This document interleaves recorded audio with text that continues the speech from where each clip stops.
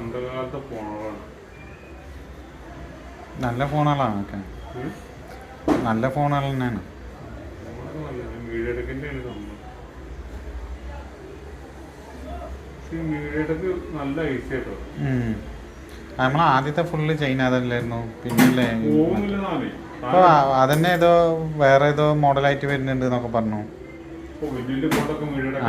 ഇപ്പോൾ സ്നാപ്ഡ്രാഗൺ എന്തോ ഒരു മന്തിപ്പ് പറ്റിക്കണല്ലേ.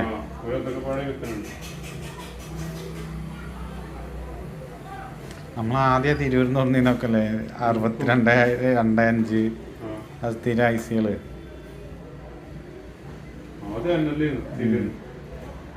പിന്നെ അൺലോക്ക് ചെയ്യാനും പിന്നെ IMEI മാറ്റാനും ഒക്കെ സിമ്പിളായിരുന്നു. ഗൾഫിന്റെ പോകുന്നവരുണ്ട് സാംസങ്ങിന്റെ കോപ്പിയൊക്കെ. ആൾക്കാർ എപ്പോഴും ഉണ്ട്. അതല്ലാതെ എവിടെ വാങ്ങും? അതിന്റെ ഒറിജിനൽ അല്ല, ഒരു സെക്കൻഡ് ക്വാളിറ്റി വാങ്ങും. ഇവിടെ IMEI എടുക്കൂല. വലിയ കാര്യത്തിൽ ആർക്കെങ്കിലും സംഭാവന ഇരിക്കാറ് നമ്മൾക്ക് പറയാൻ പറ്റുമോ? എന്നിട്ട് IMEI റേറ്റ് ചെയ്യണം. ഇപ്പൊ ആരും IMEI റേറ്റ് ചെയ്ത് കൊടുക്കണില്ലേ? അതൊക്കെ പണിയാവും. ചൂടാവണില്ലേ സാധനം? ഗമ്മുണ്ടോ?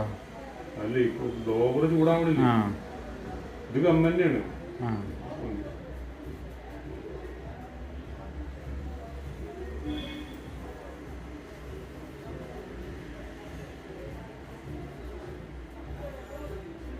ഈ ഓട്ടോന്റെ പ്രശ്നം എപ്പോഴും ഉണ്ടോ? അത് വൈകുന്നേരം മാത്രം?